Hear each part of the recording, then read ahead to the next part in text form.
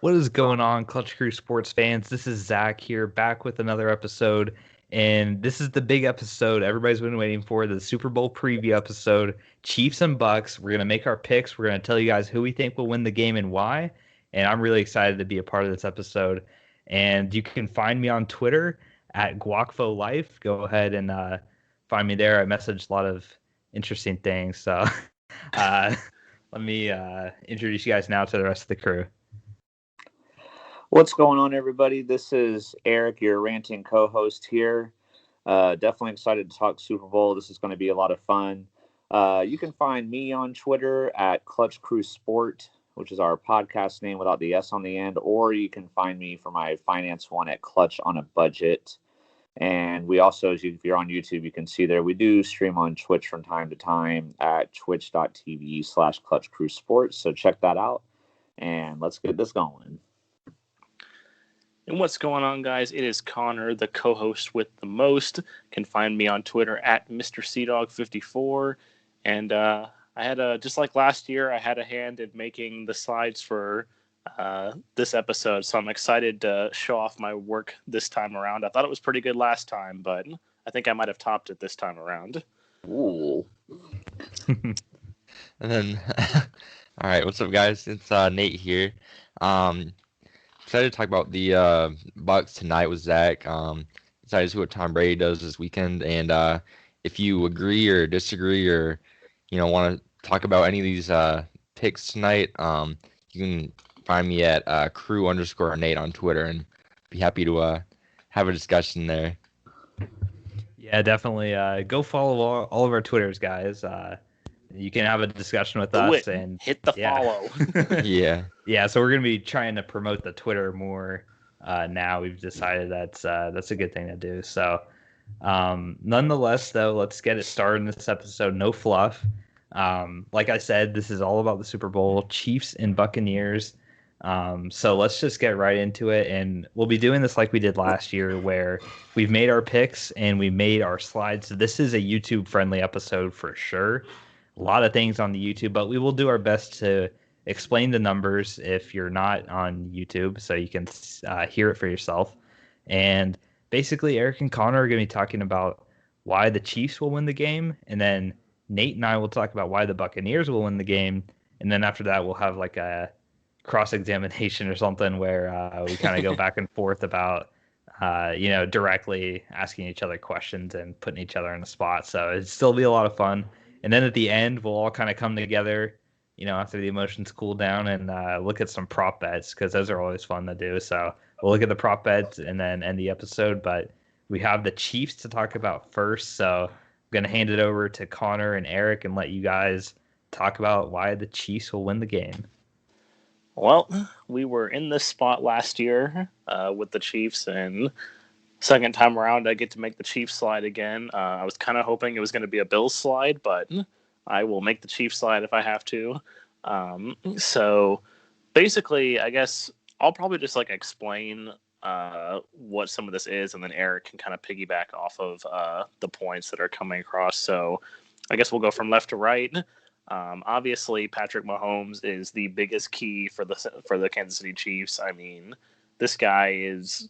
he's the new face of the NFL. I don't think it's a stretch to say that. Tom Brady was the face of the NFL for the past decade or so. And now it's Patrick Mahomes. This guy is, he's won an MVP award. He's won a Super Bowl. He was in the running for the MVP award this year, and probably would have had a better chance at it had he not sat out week 17. But he was in the running again this year. And, you just look at the stats that I have up on the screen here. He was second in passing yards this year, fourth in touchdowns, second in QBR, and also he was tied for fifth, which means fifth least amount of interceptions this year. So very safe with the ball, not making many mistakes. Obviously a weapon with his legs as well. I don't have those stats up. But also I kind of put up his offensive weapons around here. So I got a picture of Travis Kelce next to Patrick Mahomes. And that first bar is his stats this year: 105 receptions, 1,416 yards, and 11 touchdowns.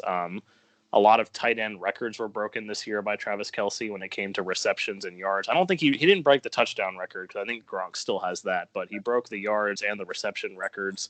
And also probably my favorite picture that I found when I was doing this with it's got a picture of Patrick Mahomes, Tyreek Hill, Travis Kelce, Mecole Hardman, and Clyde Edwards-Helaire all in front of a flaming Chiefs logo, just to show the amount of weapons that they have on this offense. So, Eric, I don't know if you have any opinions on this offense. I also put underneath Kelce stats is Tyreek Hill stats. I thought that was pretty important. He was second this year in touchdowns with 15. Also a threat on the ground. But this Chiefs team just has so many weapons on offense. You can't even, it's crazy how many weapons they have. Yeah, I mean, I agree with you, obviously, 100%. I mean, this Chiefs offense is just insanely good, and sometimes they get off to slow starts, which can be a little concerning, but once they get the ball rolling, it's just so difficult to stop them. And I don't know, man, especially with the tight end matchup. I mean, you look at Kelce, and then you look at who the Bucs have on the other end of the ball. I mean, tight end Gronk and Brait are good, but obviously Gronk's a shell of his former self. But Kelce versus the tight ends that the Bucs have is definitely the biggest advantage that the Chiefs have going for them. I expect the Chiefs to get Kelce involved a lot. So I'm excited about that, and I'll let you continue with the rest of the slides here. Yeah, so I guess including with the offense here, I put a headline here. This is actually a headline from I think it's like a CBS Sports article about the Chiefs, that the Chiefs have the fastest receivers, and it's just there is no team in the NFL this year. I mean, I thought the Bills might have been able to do it because they have really good DBs, but the Chiefs, their speed, there's just nothing that you can do to compete with their speed sometimes. Mecole Hardman and Tyreek Hill are two of the fastest players in the NFL. I mean, no one's catching Tyreek Hill when he's out in the open field. Mecole Hardman, being a seasoned punt returner and kick returner, he's one of the shiftiest guys in the league. And even just the other receivers, I can't remember who the fourth string receiver is, but Sammy Watkins, if he plays, is really fast. And it's just you can't keep up with them. I don't know how you can keep up with these receivers. If even for a second they get behind you, that's it. There's no catching up. There's no recovering from that. So it's won them a lot of games. It's gotten them a lot of separation. And it's just this. And I will say, I guess the other thing, the last touch on the offense here for the Chiefs is I did obviously put up the Chiefs and Buccaneers did play this year. It was a close game, 27-24, so not a huge blowout. Not like how the Saints had with their games with the Buccaneers this year. But you look at the Chiefs offense here, I mean, even against this vaunted Tampa Bay Buccaneers defense, they still put up 543 yards of total offense, which is insane against a defense that ranks in the top 5 in the league. 456 of that was passing yards. So obviously, their main weapon, Patrick Mahomes, throwing to the receivers, but even 87 rushing yards, which I know that's going to be a topic that Zach's going to touch on later, this Chiefs running game, but even 87 rushing yards against the top rushing defense in the league. I think that's a key factor. And I know, Eric, you've been pretty high, even though they didn't really show up too well in that Bills game. You've been pretty high on this Chiefs rushing attack. Yeah, I mean, especially having Clyde Edwards-Helaire back, I know the running game didn't get it going too much against the Bills, and that was probably viewed as a problem for them. But I expect them to get it going a lot better in the Super Bowl. I expect them to. I know they're going to have a couple of offensive linemen out, which is probably going to be the true potential problem for the Chiefs. But I felt like when I was watching the game when Eric Fisher went out against the Bills, when I was watching the game after that, I felt like the replacement did serviceable. Now we'll have to see how he does playing in a full game. It will be different. But I expect the Chiefs to run the ball fairly well. I expect them to get the quick passing game going to make sure that, they don't risk Mahomes getting in any danger. And then once they get going with that, then they'll be able to open up the full playbook. That's kind of how I'm expecting it to go down. Do you kind of agree with that, Connor? Do you see it going down differently? What do you think?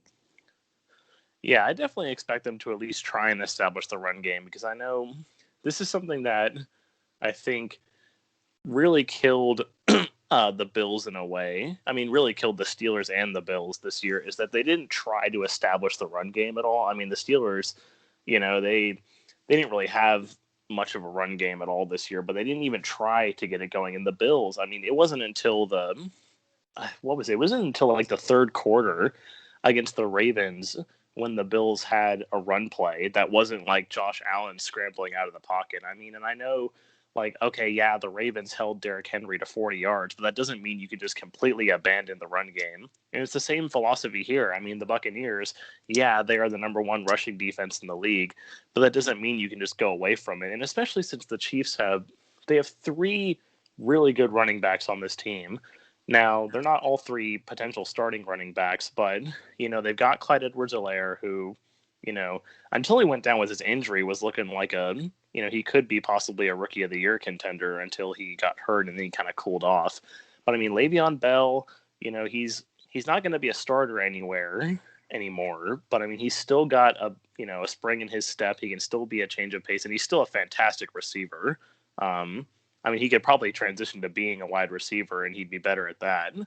And then also Darrell Williams, who's kind of like the backup. He broke off a couple big runs against the Bills in that game. So, or at least he didn't break off a couple big runs, but he had some big plays out of the backfield that, catching the ball and everything. So I definitely think that they're going to try and establish it to start. And also, like you said, it opens up. I mean, there's just nothing you can do to stop this. Like once they get that quick passing game going, then Hardman and Hill run behind you for the deep ball. But then as soon as you put your safeties back, now Kelsey's burning you, and Hardman's getting open on the slants and stuff like that. So yeah, the other way I expect them to get the running game going too is maybe do some like jet sweeps with Tyreek Hill or Hardman or something like that. Something to keep the Bucs, pinned back and make them respect the run. It doesn't necessarily just have to be the running backs, doing power runs all the time or something. I expect them to do, in addition to like the runs up the middle, I expect some jet sweeps or some sweep tosses or something or play fakes where they fake a jet sweep and then go somewhere else. Just something to really try to confuse the Bucs defense and to pin them back. Oh, yeah. Well, we know Mecole Hardman broke off like a 55-yard jet sweep run against the Bills, so that definitely is an option. I'd forgotten about that. But I think the other thing I wanted to mention with the matchup between the Buccaneers and the Chiefs the last time is if you look at, it's kind of small on here, but if you look at the third down efficiency, so you have the Bucs over there at 3 out of 9, which is not, that's 1/3. So, I mean, it's decent, but not fantastic. But then you've got the Chiefs over here against this, really good defense, 50% on third down. That's going to win you a lot of games if you're 50% on third down. And then also, so that's kind of the end of my discussion about them against the Bucs. But then if you look at their defense, which we were in this situation last year, I feel like this is almost a mirror image of last year, where you've got the Chiefs and this like unstoppable offense and average but getting their defense, a questionable run game against a team with a really good defense and a serviceable and like a pretty good offense. And you're thinking like, oh well, defense wins championships. But the Chiefs, I think the difference between them is that they're better on defense than they were last year. And Tyrann Mathieu, that's why I have his picture on here. He's been a big part of that. 62 tackles, 6 interceptions this year, 1 pick six.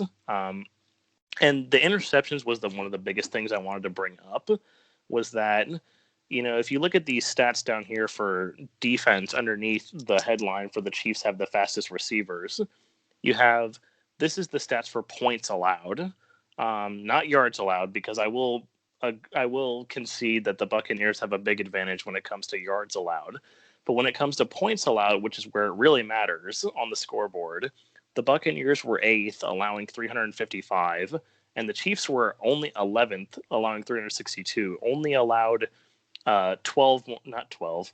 my math is wrong, only allowing 7 more points this year than the Buccaneers did. So very even right there. And also, this highlighted number was 16.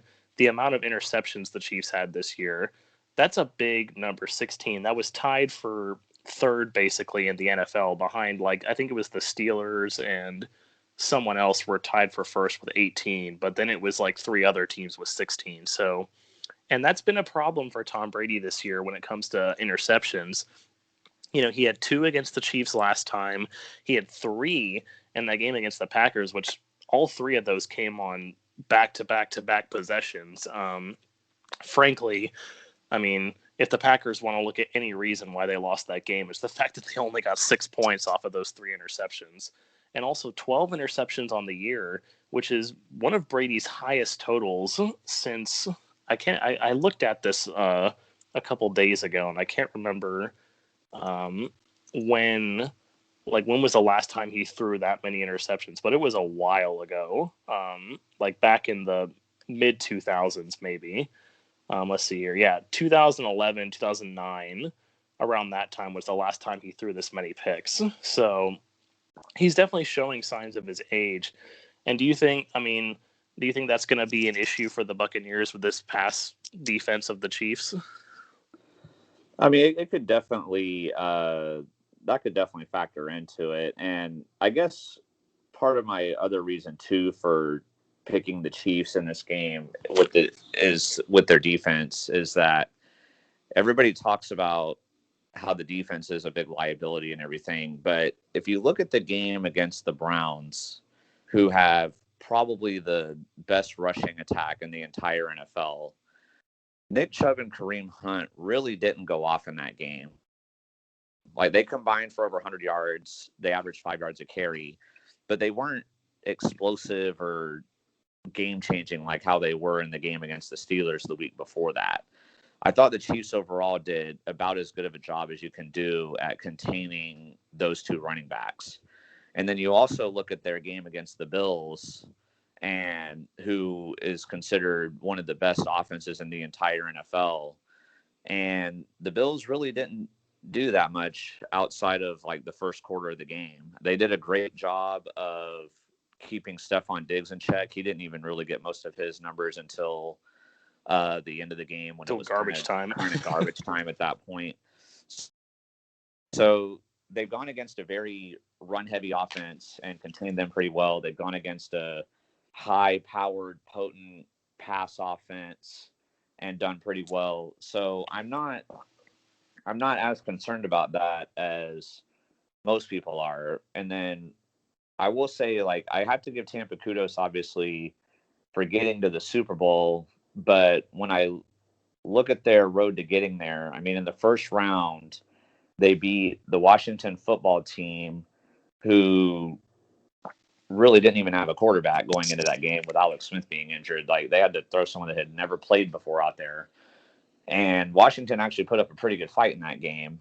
And then in the next round, if Drew Brees could have completed a pass for more than 10 yards down the field and not had all those interceptions, New Orleans probably wins that game, because Tampa got all of their touchdowns off of turnovers. And obviously, I give them credit for capitalizing on the opportunity and creating the opportunities.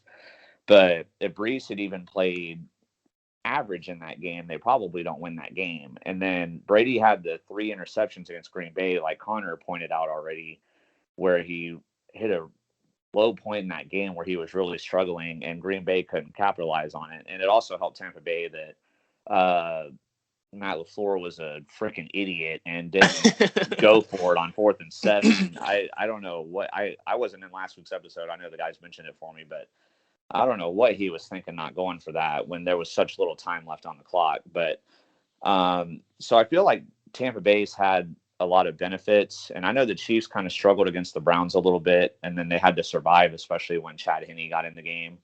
But they looked really, really good against the Bills, and the Bills were like my second pick to win the Super Bowl outside of Kansas City. I felt like if there was any team that was really going to truly challenge Kansas City, it would be the Bills, and the Chiefs handled them pretty easily. So I'm not as concerned about the defense as many other people are, and just based on what I've seen in the playoffs so far, I really think the Chiefs have the edge here and should be able to win this game. Yeah, definitely. And I think the problem also that the Buccaneers are probably going to face in a way that I feel like this has become a common theme in the NFL, and maybe the Chiefs might end up doing this too. But it's like I feel like these teams, I mean, I just said this like 5 minutes ago, but like these teams get away from the run game too early, and I think that's what's going to happen to the Buccaneers.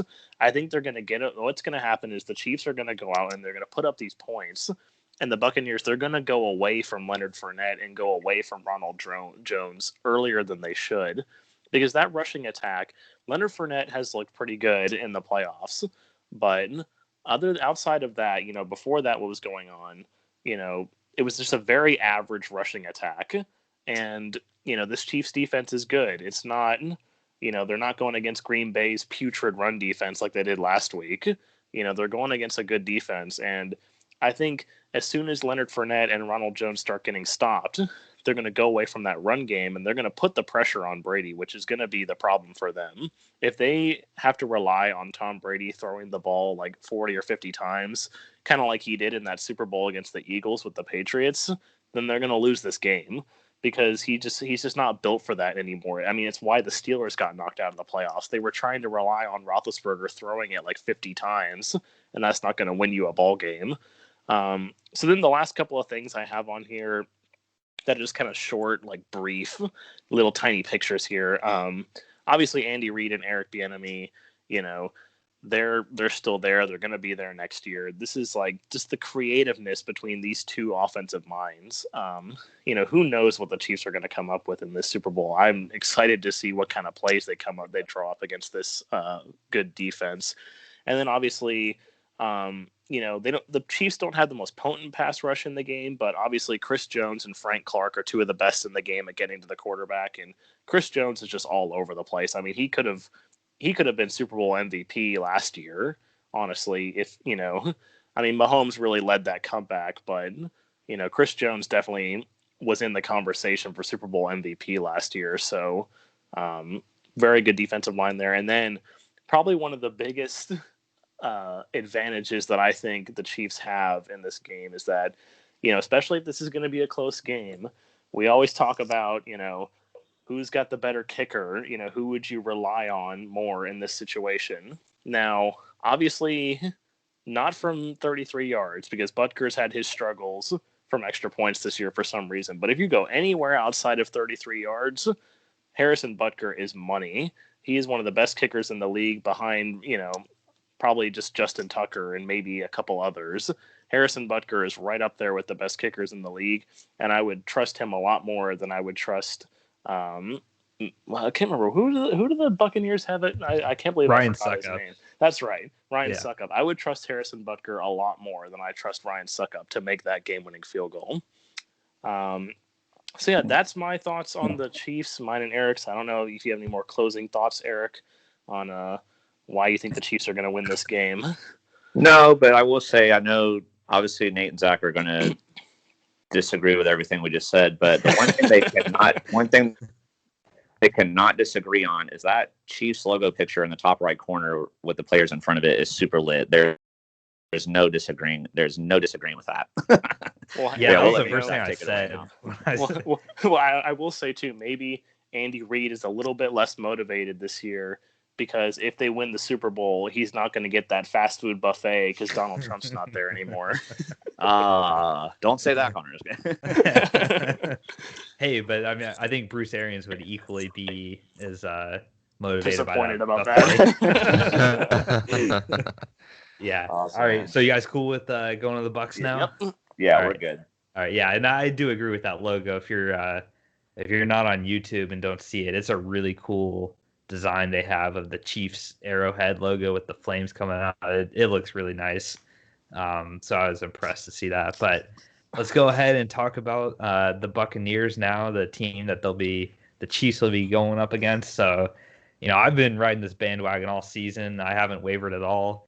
even in that week 1 loss when they got blown out by New Orleans, and it was not looking good. But I stuck with them, and they've made it to this point now. They have one more game left. We'll see how they go. It's really cool living in the city. I live in Tampa, and everywhere you're hearing about the Bucks, and there's a lot of excitement that the Super Bowl's here and all. But the first thing I want to start out with, and I'll be primarily handing this over to Nate, so Nate, be ready for this.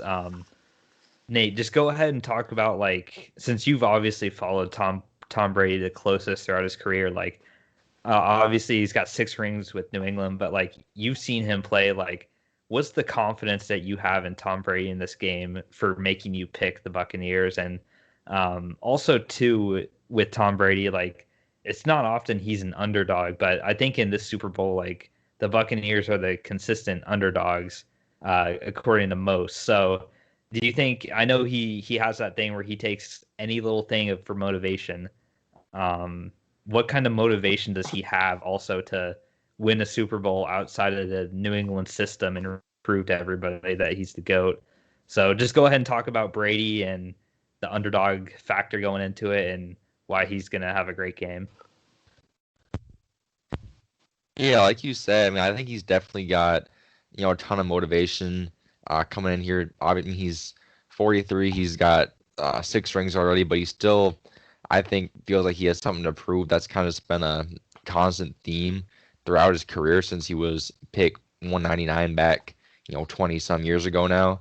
I think he's a guy who always has a chip on his shoulder, and that just kind of motivates him to be the best at what he does, which I don't think it's going to be any different today. You can, like you said, there's any number of reasons why, he could feel like disrespected or he's got something to prove coming in.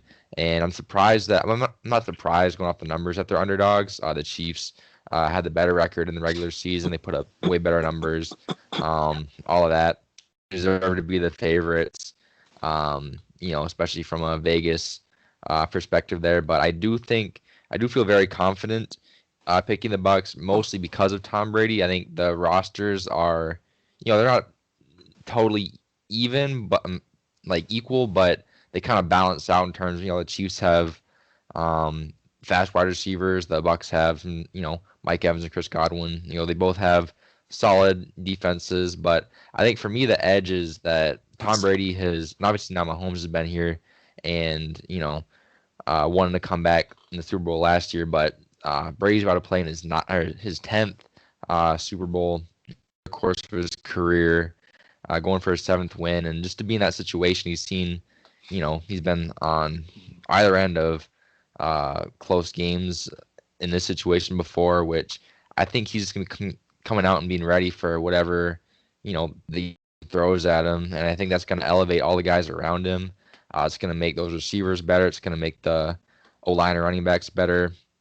And I think, if they get down or if they're up, I don't think the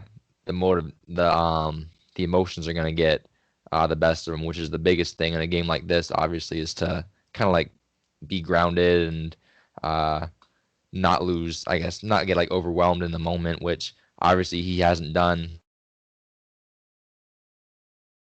Why I'm going with the Bucks. Partly it's because I'm a fan of Brady's, and it's kind of hard for me to be objective. But just looking at it, I think obviously he and Mahomes are both great quarterbacks, but I think I'm just going to give the edge to experience, and that's not a guy that I really, would sleep well at night if I bet against. So yeah, that's the thing for me too with Brady is it's like, there's been times where he's been in Super Bowls where you think the other team's going to win, but it's so hard to pick against him because he's Tom Brady and he's won 6 before. So that's the thing that I feel strongly about you with Brady, where it's like him versus Mahomes. Mahomes is the better quarterback right now, but Brady's not been bad. And also, too, with the Super Bowl thing on the line, like, you would just trust him to make that play, make that game-winning drive that he always seems to do. So that's what I think is going to end up happening. I'm not calling this as a double-digit game or anything. This is going to be very, very close. This is not the Packers. So we all know how much we love the Packers. So let me go and finish up with the offense, and I'll talk about the Chiefs offense for a bit. This offense is loaded. I mean, the Chiefs have their weapons, but like Nate was saying, the Bucks I think, are equally loaded on offense because Gronk has been, while not the old Gronk, he's been decent. And the thing for him is he's still a decent enough blocker. So they get value out of him blocking, which is helpful. And Cameron Brate's been really big the last couple of weeks. I mean, he makes big catches, big third down catches where you need a catch.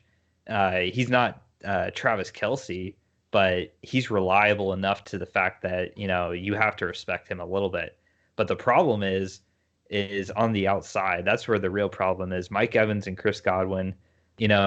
Evans to me is one of the most underrated wide receivers in the whole league because he's been playing in Tampa his whole career, and they haven't ever been good, so you don't hear about him. But he has lots of records for how the start of his career has been, and it took a little while. This is the thing when you look at Tampa's record versus Kansas City's record is Tampa had a brand new quarterback with no preseason and had to play the Saints week 1 and a couple other tough teams right away. Like, there's going to be growing pains to that, whereas you're comparing it to the Super Bowl defending champion Chiefs. Of course, they're going to come out of the gate hot. They just won the Super Bowl versus this brand new quarterback on a team. So really, I don't take too much stock into the stuff early in the season. I look at a lot of momentum recently, and I'll talk about that later. But just the weapons. And then I highlighted here, too, this picture of Leonard Fournette because he's been surprising me with how good he's been playing in the playoffs. And they call him Playoff Lenny, but he finally had a spin move that was successful. I know Eric would be stunned by that, but I don't know if you saw it in the Packers game, but he had a spin move touchdown that was actually successful. I was shocked, but I did. I was shook, as the kids say when it happened. But he's actually been playing the best all year, and will be the starting running back. I think Ronald Jones is going to be healthy enough, but you have him and Ronald Jones. This is not going to be. They're not going to get 150 rushing yards, but I think they'll do enough. And Leonard's the kind of guy who I do think, he didn't get it done with the Jags, but I do think if it's like a 3rd and 1 sort of thing, I think he can get it. Big physical guy. I do think Tom Brady's, really changed him, and I think made him a little bit of a better running back than he was with the Jags. Moving on now to talk about the Chiefs offense. So, Eric and Connor were talking about the fastest wide receivers, Mahomes, Andy Reid, all these things. But to me, football is still won in the trenches. And there's a big problem going on with the Chiefs offensive line because obviously earlier in the year, so they haven't been with Mitchell Schwartz for a while, but he was still an all-pro tackle that's not going to be in the game. And then last week, Eric Fisher, I think it was an ACL or an Achilles or something. He's gone for the game. So those are your 2 bookend tackles at the start of the year gone. Eric Fisher, you're just now replacing him. They have no experience there to replace that. And then it just comes out today, their center, I can't remember his name, but he's on the COVID list or COVID watch list. I'm not sure if he's going to play or not based on that, but it's still concerning. They could potentially be down 3 of their original starting 5 offensive line members. And when you go up against this Bucs defense, that's scary.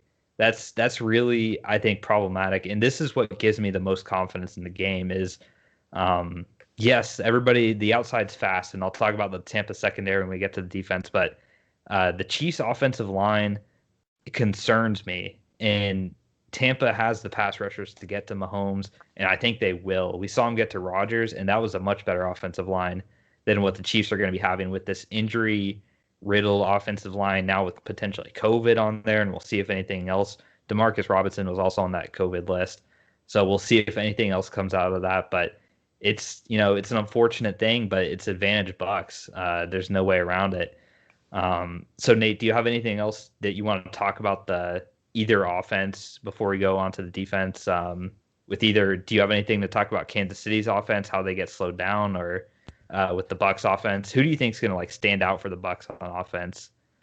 Stand out. I mean, I think it's kind of gonna be like a hot hand situation. I guess Yeah, they just have, like the Chiefs, they just have so much talent around there. I think any one of those guys, Chris Godwin, Mike Evans, any of those guys could go off for huge numbers. I guess it depends who is getting open and Brady is feeling most comfortable with. But I do think that Scotty Miller could yeah. I put his be picture kind of up like here the too. yeah. That's why I was looking at him. I was like, I could see him being like kind of not putting up 150 yards, but like being kind of one of the bigger stories of the Super Bowl if Brady gets a connection with him and he gets going. He's kind of like a guy that most people. He's not really a household name, but he probably could be after this game. If he goes for 100 yards and a touchdown, which is not at all out of the realm of possibility. But um, yeah, other than that, um, I don't know. I think I think it's definitely gonna be interesting on each offense because they got tons of guys who can just go off at any point in time. Yeah. All right. So now moving over to talk about the defense. Then after that, I'll talk about some other quirks I put up here. But Tampa Bay ranked ninth in the NFL this season in defensive efficiency, while Kansas City ranked a mediocre 20th. Tampa Bay also boasts the number one ranked run defense in the NFL, 80.6 yards per game, and the fewest rushing touchdowns allowed, while Kansas City finished the season ranked 21st against the run. So this was a quote from a article about why the Bucks will win, but these are still stats. The mediocre 20th ranked defensive efficiency thing. I do have a little bit of respect for Kansas City's defense, like Tyrann Mathieu, and they have some players on defense. But to me, I just don't think they have enough players with all the Bucks weapons that we talked about. The whole list of them there. It's just they can take some players out, but they can't take them all out. That's my thing. Is Kansas City is going to have a real hard time stopping all the Tampa weapons, and as far as Tampa on defense, they definitely hands down have the better defense going into this, which gives them the shot to win, because we all know defense wins championships. It didn't, last year the better defensive team didn't win, but usually these things correct themselves, and potentially that was an outlier last year. So I have absolute faith in this defense to get to Mahomes with the defensive line, JPP, Ndamukong Suh, Vita Vea, Shaq Barrett. I mean, the list goes on and on with these guys, and good luck running the ball. I'll just say that this Tampa run defense, I can't remember a big run all year. I mean, they even held Alvin Kamara in check and Aaron Jones in check. They've gone up against better running backs in the playoffs and in the regular season and had far better success than the kind of running backs that Kansas City has with Edwards-Helaire. So I'm not at all concerned about the run defense, and that's going to play right into the hands of Tampa because we saw it happen to Rodgers. Green Bay couldn't really run the ball very consistently well, and then the sacks came in, and I tweeted them. I was like, sack number one, sack number two. Like, I think there ended up being 5. And this is a worse offensive line, in my opinion. Kansas City's got a worse O-line. Tampa Bay's, the defensive line is only getting healthier, actually. That's one of the better injury positions on the defense with Vita Vea coming back. I mean, good luck. I mean, Nate, do you want to add anything else onto that, like the sacks that Tampa could get in this and how big of an impact that could play? Yeah, I mean they were all over Rodgers last week, and Mahomes can definitely move around. But without those guys on the O line there, I'd be pretty scared to be back there. I think they're gonna get to him at least. I would say at least 3-4 times. I wouldn't be shocked to see that. Yeah, I agree, man. And then if you look over on the other side of the ball, Willie Gay, the linebacker who started a lot of games for the Chiefs now, I think he got injured at practice or something, and he's going to be out for the game, which is bad for them. So it's another injury. I know the Bucks have their injuries, but a lot of those guys are supposed to be able to play at least on offense. I think the biggest injury question mark is going to be Antonio Brown. I think he's the biggest one that's doubtful. But other than that, and like Scotty Miller's taken over that role anyway, so that's not a huge enough loss to be worried about it. It's not left tackle going down. So I'll give, like I said, the Chiefs defense, I'll give them some credit, but the Bucks defense just is way better. And then as far as it comes to taking out the Chiefs weapons, Devin White and Levante David are going to do their best at stopping Travis Kelce. I think they can do a good job against Kelce. And the thing about the last matchup, when you look at the stats that Connor had about that matchup, it was, a bunch of really big plays in the first quarter, like 90-yard touchdowns and stuff. And then after that, things settled down. So the key for the Bucks is not giving up the big play. That's really going to be the key is not giving up the big 90-yard plays. And I honestly think they learned their lesson with that. That was the good thing about playing the Chiefs in the regular season. Like, okay, you found out how you lose to the Chiefs. Now don't do it. The Chiefs know what they have to do to win, but the Buccaneers also now know what they have to do differently to win. So I like that aspect. And the secondary, it's an opportunistic secondary with Winfield and Whitehead. These guys, they get interceptions. They get turnovers, man. That's the thing is like, I have no doubt in my mind that there's going to be turnovers for the Buccaneers' favor because they've been doing that all year, and it's really increased the last couple of weeks. And they've won games, like Eric was talking about, because of the interceptions that they had. The interception at the end of the half against Rodgers, and then the ones against that Breeze threw, and the fumbles that they're an opportunistic defense, and that's something I always want to see in a team if I'm going to pick them. Is their defense opportunistic, and all of their guys do it. They don't have just one guy that does it. They have leaders all over the defense, and I'm very confident in them. I think they're going to do better than people expect them to. So now that we've kind of talked about the offense and the defense and the game aspect, like let's go ahead and shift to like things outside of the game potentially and other factors at play for this. So, I highlighted here the Buccaneers Stadium, Raymond James Stadium. They're going to be playing the home game. And I think that's a huge thing. I mean, and I know people are going to say it's, half capacity or whatever. And, tickets are going to be distributed equally. But I'm telling you, a Super Bowl in your home city means fans are going to be there and they're going to buy some of the KC tickets because there's going to be more able people to go to this game. And also, too, the NFL gave away, I think, 7,000 tickets to first responders and healthcare workers around the Central Florida area. So you got to assume that, those people are probably Bucks fans or will be rooting for the Bucks. So I think there will be a home presence felt at the game, and not to mention just like, the cannon ship, the cannon ship, the pirate ship is there. All the things, they can't take it all away. They'll put the NFL logos on things, but like, they're in their locker room. Like, this is a home game for them.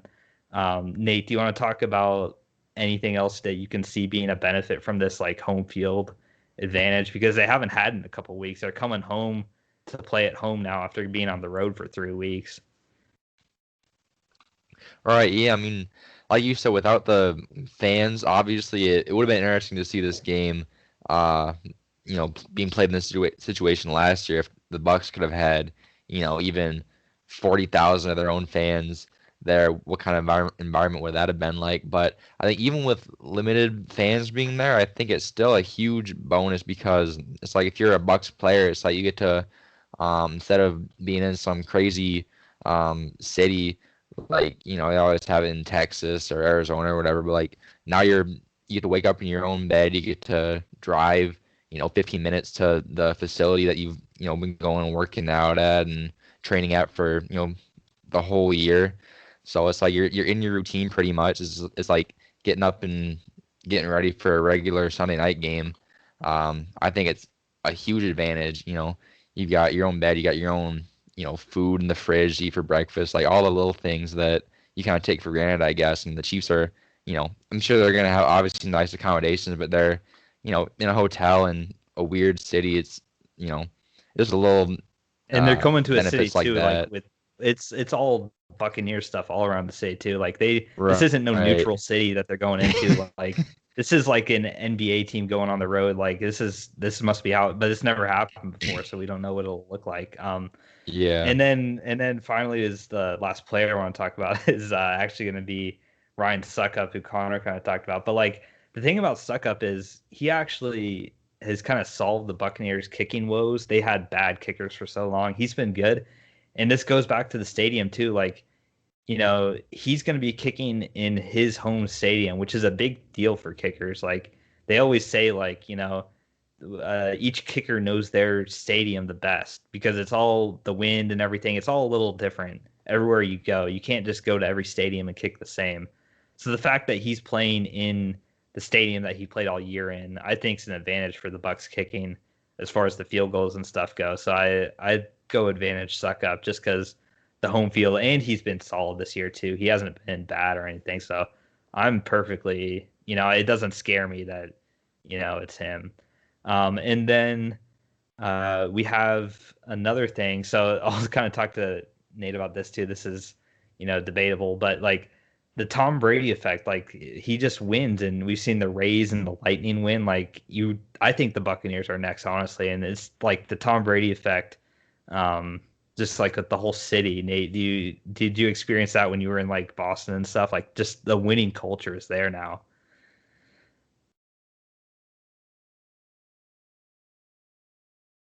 Nate, you there? He's muted right now. Oh, okay. Oh, sorry, I don't know why that was. There we go. Sorry, I don't know why that didn't click. Oh, but sorry, we didn't hear you. Okay. Yeah, no, like I mean, kind of just following up. Like, obviously, I haven't been around Tampa, and you know, to know what it's like there. But I'm sure I'd be excited to be a Bucks fan. I mean, I know being a Pats fan, it was exciting to know that you're going into the Super Bowl with the best quarterback to ever do it, and you had a real chance to come out with the win. I would be excited as a Bucks fan, and I think it's going to be, at least in the city. I know they can't get into the stadium mostly, but at least in the city, it's going to be a pretty cool atmosphere, I'd bet.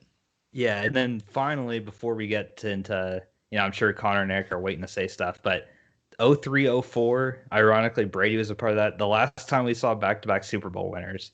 So it's been a while. This doesn't usually happen. I give the Chiefs credit for making it back to the game. That's tough enough.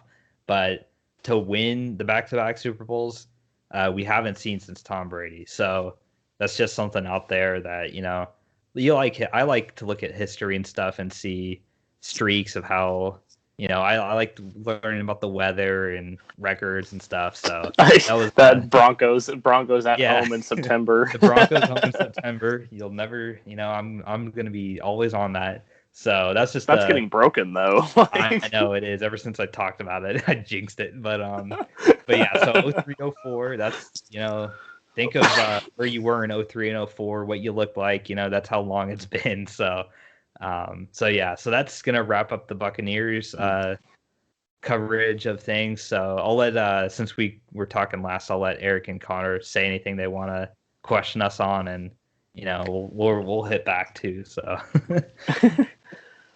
well, I guess I'll start and say, like, I guess my thing really when it comes to, I guess the biggest question, obviously, like you hit on, is the offensive line of the Chiefs. And for me, I don't think it's going to be as big of a deal as a lot of people make it, because obviously, like Kilgore, yes, he's on the COVID list, but he didn't test positive. So it means that he's pretty much going to play in the Super Bowl. They're just placing him on that, like, because, you know, he was in close contact, but he has not tested positive. So, you know, there's going to be none of this like, oh, well, you know, if it happens at this time or whatever, then like maybe he'll play, like, you know, none of that. Yeah. And then Mitchell Schwartz, like you said, they've been without him for a while, so they know how to deal without him. I mean, they didn't have him in that game against the Bucs last time, so they didn't have, obviously. So the only real loss is Eric Fisher, which that's going to be a loss for sure. You know, there's no replacing that, but I think they're going to be okay. I mean, they've managed to handle it.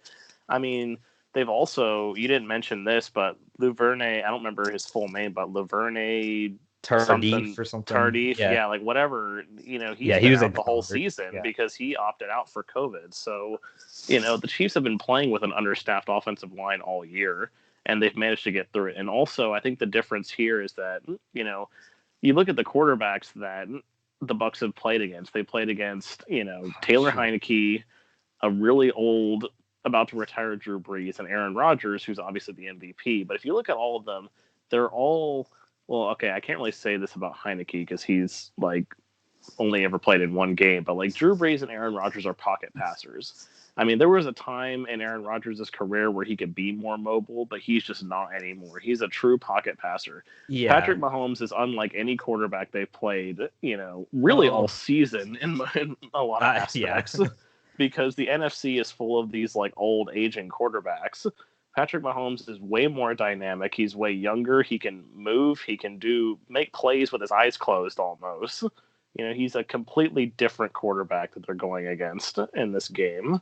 And I just think that's going to be I don't know, it's going to be another wake-up call. I mean, obviously they played against him before, but it's going to be different from anything they've played. And also, last thing, I guess, about the defense, before I let either you respond or let Eric do his thing, is that, again, I just go back to my my points allowed stat. That's the stat that really matters, is points allowed, and they were right there with the Bucks on points allowed all season. No matter how many yards they gave up, how many more yards they gave up, how many less sacks they had, they only gave up 7 more points all year. That's 1 touchdown, which, obviously 1 touchdown can change a game, but over the course of a whole season, that's neck and neck. Yeah, I'll respond real quick to the Mahomes thing, and I think you're overhyping this, because normally I would agree with you, but the fact that he had that injury, that concussion or near concussion, whatever it was, with the Browns, I think that was a wake-up call. And also it said he had a toe turf thing that was making him questionable last week. I just think with his recent injuries and situation, especially with the defense too, these guys are, you don't want to get face-to-face with Ndamukong Suh, I'll tell you that. But and anybody should be afraid of that man. But I just don't think he's going to be as mobile as you think he's going to be because of the injuries and the kind of wake up call. 2 weeks to recover from turf toe. That's a long time. I know, but do you think he wants to go running around and potentially get another concussion or something for a Super Bowl? Yes, absolutely. He's not Cam Newton. What if Chad Henne comes in? It's game over. That's what I'm saying. That's all true. It takes. I agree with that for sure. One hit. Yeah, I mean, he's not gonna run around like Lamar Jackson out there. He's not going to be doing read options every other play, and he's not going to run, or Josh Allen, he's not going to run the ball for 15 times in the game or anything like that. But I guess on my end to counter the O-line issue, this is why I expect the Chiefs to do a lot of the quick passing game and jet sweeps, wide receiver screens. They're going to come up with a lot of plays early on in the game to get the ball out of Mahomes' hands within, a couple seconds or less, and that's how they're going to counterattack against the pass rush. I mean, obviously, like Zach said, Tampa Bay's defense is definitely better. I'm definitely not going to try to. There's no debating that. Yeah, I'm not going to sit here and try and dispute that or anything. Yeah. But what the Chiefs can do is they can find ways to adjust and come up with different strategies. And like I said, that's what I think they're going to do, is come up with the quick passes, screens, jet sweeps, all that type of stuff. And I think that's going to get the Tampa defense off their game. And that's how then when they get to the point where it's man, what are they going to do? We have no idea what they're going to do. That's when the big plays can start happening after that.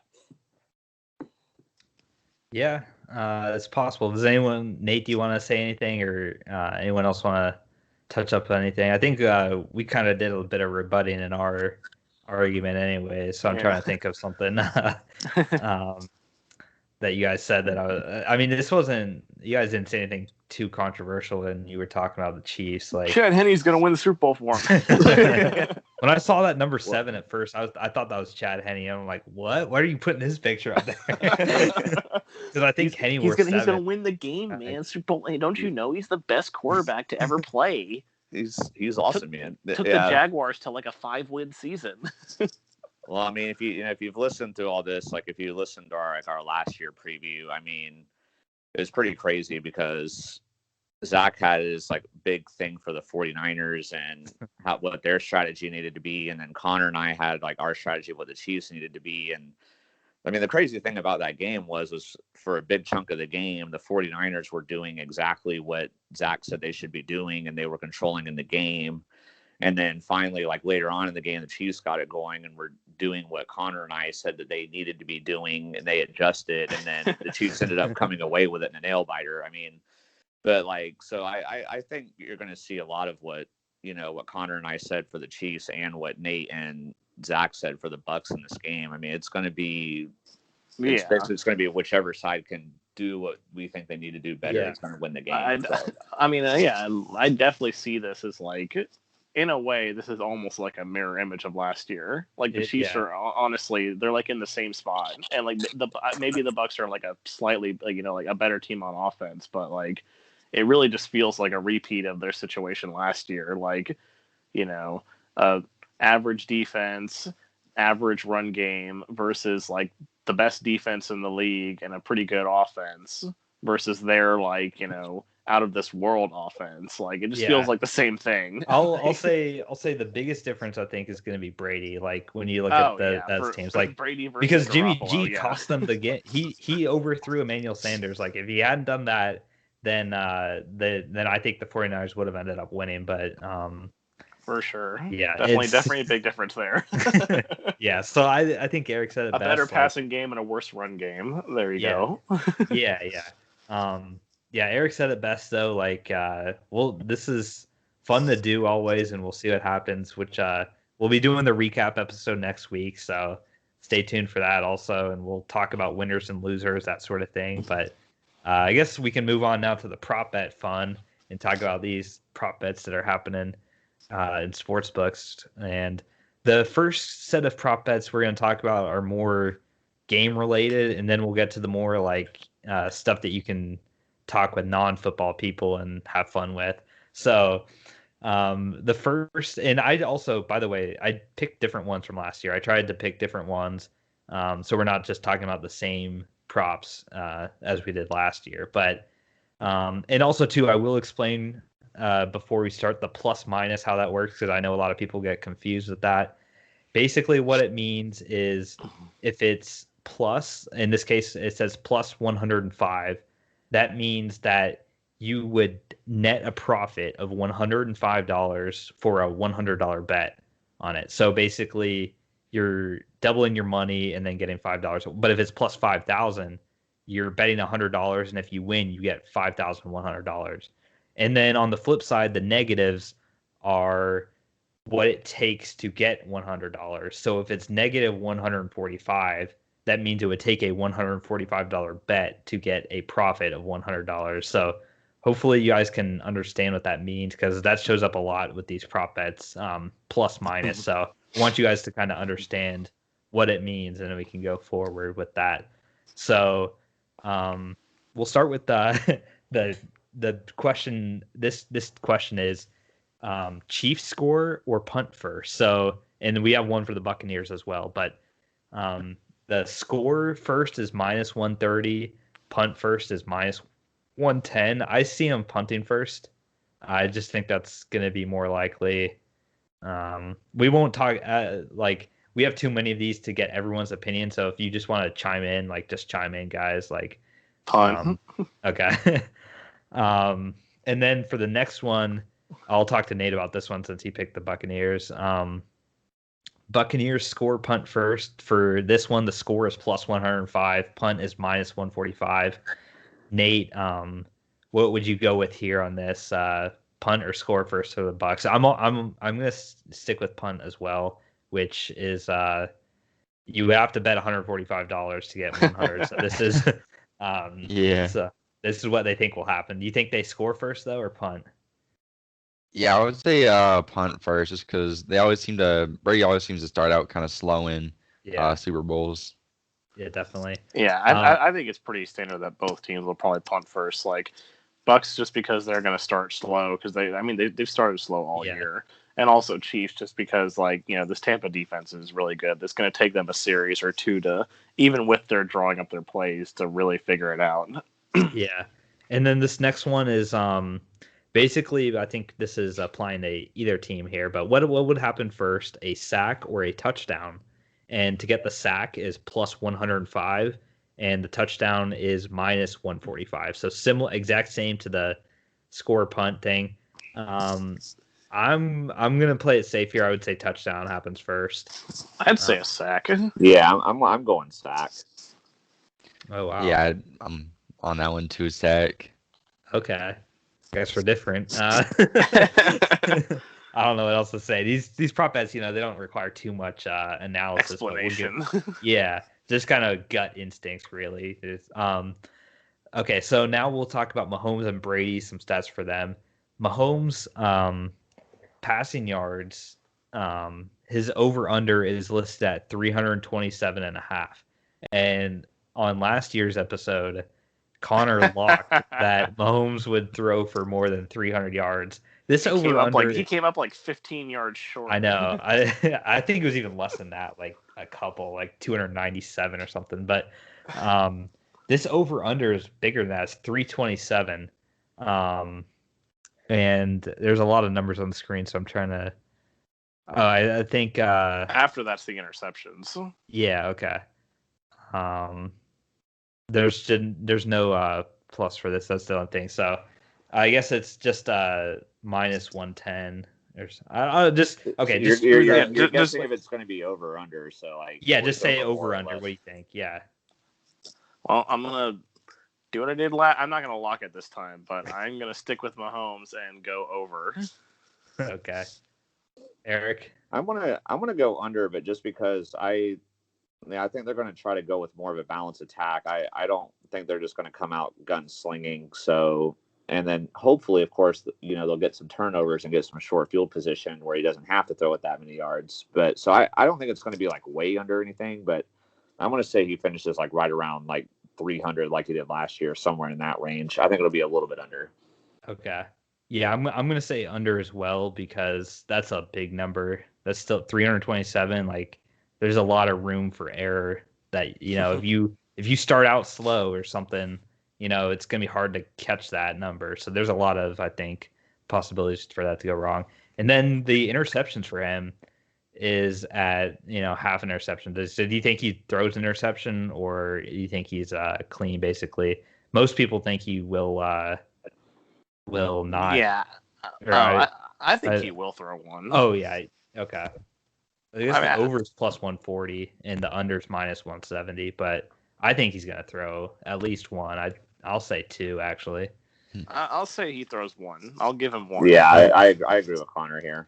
Nate, what do you think? Yeah, I think the Leach probably throw one. I would bet. Yeah. Yeah, and then we'll get to Brady's now. So his over-under with the yards is 296.5, which I'm also going to go under on this. I think that's quite a bit. I think he has a good game, but I don't think he has that big of a passing day. So I'm going to say under. What about you? I'm going under, a little bit under. Same. I'm actually going with the over. I think the number's high for Mahomes, but I think 300 is definitely doable. In a game where I think they're both going to have to score a lot of points. I'm going to take the over for Brady. Okay, and then the interceptions, how many do you think he ends up having? I'll say he has... I'll say one. I'll say he has two. I'm going to say one. Yeah, I'd go with 1, 2, probably the first quarter. Yeah, I was between 1 or 2, but I did pick the Bucs to win. So, and then this is a really interesting one right here. Tyreek Hill receiving yards is over under at 93.5. So this is a big number, but what do you think? This could really go either way. And well, it's such a tough one, right? Yeah, because like he. If he rips off one of those big plays, then he's obviously going to be over this. But if he doesn't, then he's probably going to be under it. So it's like, I'm going to say over. I'll give him the over. Yeah, he's been over 100 yards every game in the playoffs. I'm going over. Yeah, I'm going to go over as well. Okay. And then we have one for the total score, over under at 56. So, okay. Over. I'm actually going to go under. I think it's going to be more of a defensive struggle than people think. Like it's not going to be like 17-13 or anything like that. But I don't 13-3. Yeah, I mean that would mean each team has to get 4 touchdowns, like plus like another field goal or something. So I don't know if I see it being that high, but I could see it being like 24-21, like something like that. Yeah, little bit under. Like I don't think. Yeah. Okay, I was gonna say this could go either way, but like the reason I'm gonna go over is both of these coaches are aggressive, and I think they're not gonna settle for field goals. So I think more conventional coaches, it could be like that 24-21, but I think I think it'll pay off for both of them. If it's like a 4th and 5 or something, and the Chiefs are going for it, I'm gonna be scared as a Bucs fan here. Zach's going to be approving of all the going for it on 4th down. Definitely. And I think it will have. I think both these guys are like no risk it, no biscuit sort of thing. Well, that's what Bruce Arians always says. I think Andy Reid's the same philosophy. So what you're saying is, Zach, if the Buccaneers are down by 8 points with 2 minutes left and they're 4th and goal on the 7-yard line, they're not going to kick the field goal? No. Yeah. So that wraps up the game related stuff, the players and the team sort of stat prop bets, and then now we'll get to more Super Bowl glory sort of thing. So will the power go out? Oh wait, they can't. I mean, I guess it technically could at Raymond James Stadium, but so obviously some of these are very unique to this one Super Bowl, but then that's what the case for the first one I think is why it's on here. But the over under on the first mention of first responders or healthcare workers in the stands is listed at 179 seconds. So I'm assuming they mean 179 seconds from like the kickoff, or I'm not sure. There's not really an explanation on these things. If you really want to make a bet, there's fine print with these stuff, but I didn't go there. I don't think kickoff, because I feel like they would mention it before that. That's the thing. It's like, but when did they start this 179 seconds? That's my question. That's if they, like maybe from like the coin toss or like right before the national anthem or something. Like, yeah, I don't know. What do you guys think though? Is it gonna? I think they. I still think it in the. No, actually, I'm gonna say over, because I think they're gonna actually point them out in the stands later in the game.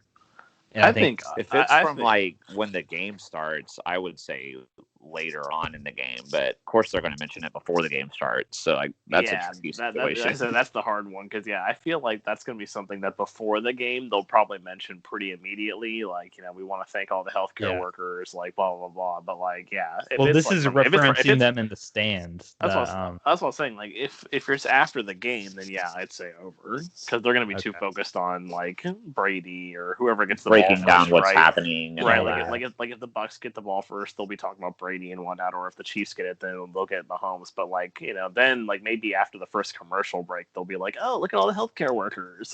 Yeah. That's a really confusing one when you'd have to know your fine print on what they talk about. Good to just throw that one out, I guess. Yeah, that's a bad one. Okay.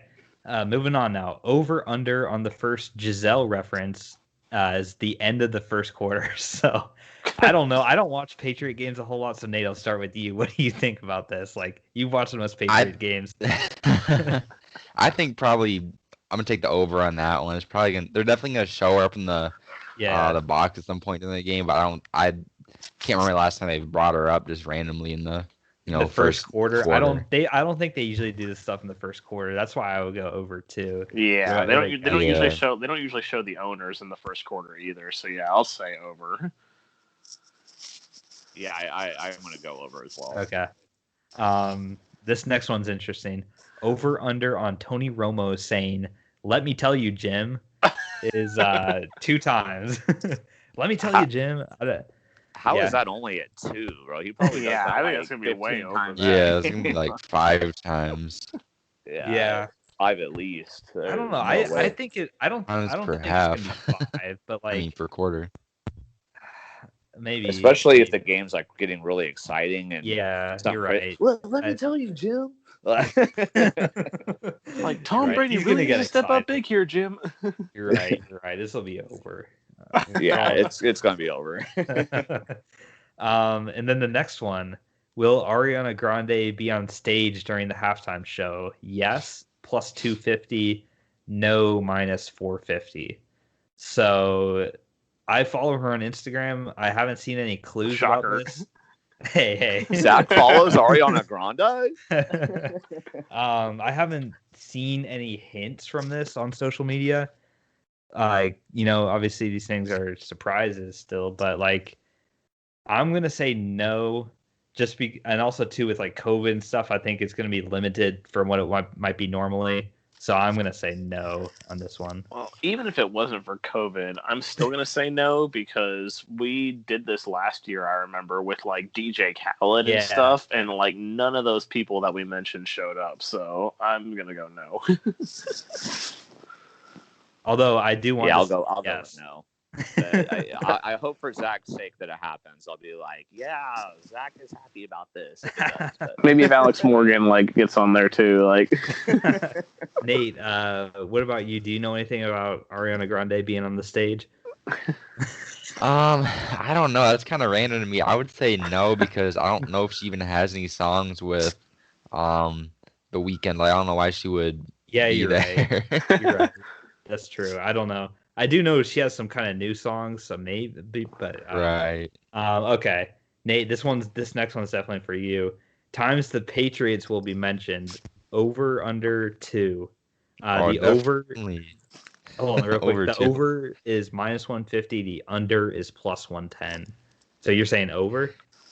Yeah, definitely over 2. See, my thing is that I wish there was an option for like exactly 2.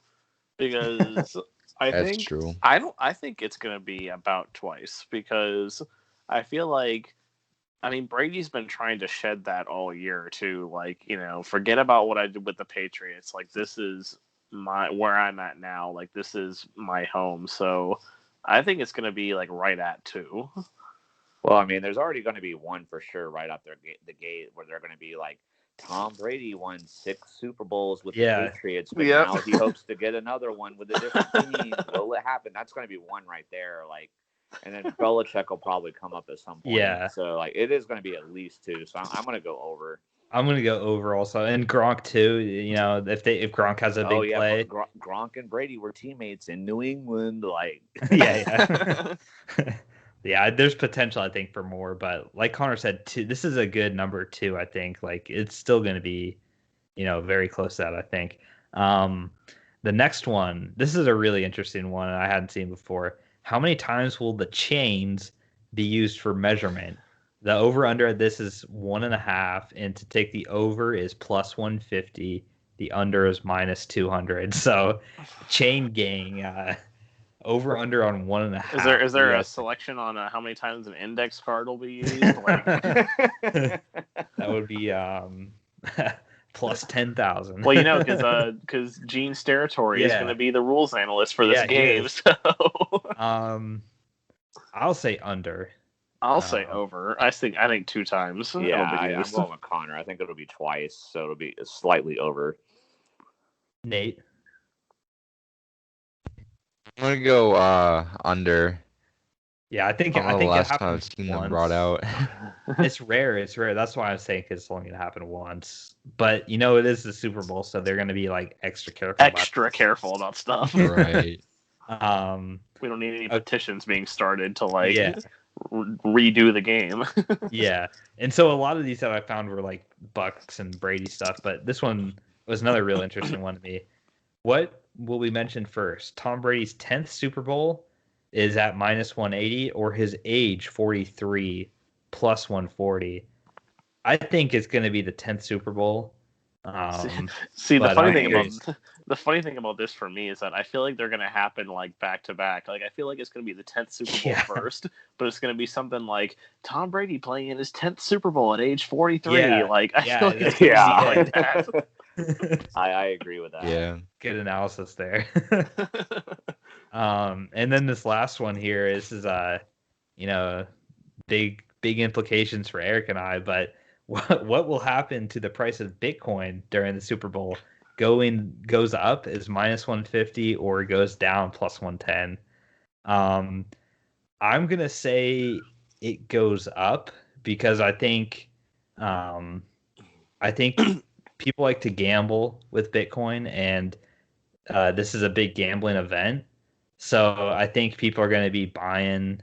Actually, hold on. Actually, I'm going to say goes down because Zach is overthinking this. no, okay. I might be really overthinking it. I'm going to say goes down because I think before the game it's going to go real up because people will buy Bitcoin to gamble on the game because you can get around a lot of geo restrictions with Bitcoin on gambling. So I think the price will go up because people will be using it to gamble, and then it's going to go down because it's been going up because a lot of people just bought it for the gambling. But Eric, you study the Bitcoin markets. What do you think? Yeah, I mean, well, while I study the Bitcoin markets, I don't study them in relations to a football game. When I first saw this on here, I was like, man, why would it go up or down? But you do bring up a good point with the gambling. But I'm just going to say it keeps going up because I'm going to say what happens is like you said, people before the game will buy a bunch because they're using it for gambling. But then I think other people might see the price go up and be like, oh, I need to get some. And then hopefully it just keeps going up throughout the whole game and I make more money. So I'm cool. It goes up. It goes up. Yeah. Nate or Connor, you want to take a stab at this one at all? Or? I guess I'll trust Zach's overthinking logic and say it's going to go down. No, Connor. No. Look, we've agreed on everything else. We have to agree on this too, okay? Well, hey. At least, I'll say it goes down, but it's not going to go down to where it was before the game started. Like I'll say, say it'll spike really hard before, like Zach said, but then it'll go down like just kind of slowly, but like so won't go down. I'll still end up at a profit. Is what you'll still make money. Actually, hold on. I could do some really overthinking here and say Bitcoin now will go up because because more people gamble with like Ethereum and stuff, which is another cryptocurrency. So people will sell their Ethereum or sell their Bitcoin for the other cryptocurrencies to gamble with. So that could be a reason why it could go down. People I feel like we're having convert their Bitcoin budget here. That's what I was about to say, though. But if they sell their Bitcoin to buy Ethereum, then that means Bitcoin's going to go down, not up. I know, but that means it goes down before the game, which means it can only go up in the game. Oh, okay. I said this definitely sounds like a baller on a budget episode right now. Yeah, it's mixed with sports. I haven't done an episode in quite a while, but this may have to be we have lots of theories on this. Nate, before we end this, do you want to give an opinion? Yeah, I mean, you guys definitely covered all the angles on this one. I don't know. I think I kind of agree with that. I think I'll go up before the game and probably settle down after. I will bet people might even get distracted by the game and the party and whatever, and not be checking their phone all the time to buy. Or maybe fractional they might be Bitcoins really drunk that they're like, let's just put a bunch of money into Bitcoin, see what happens. Right. Yeah. So many theories about this, but it's fun to talk about. But yeah, that's the end of the prop bets. So this will wrap up the Super Bowl blowout episode. Hopefully you guys enjoyed the content, and we'll be coming back next week with reactions to the game, winners and losers. So stay tuned for that. It'll be a lot of fun to talk about the game and all the events that happened in it. And until then, guys, remember, be clutch. Bye. Yeah. Peace.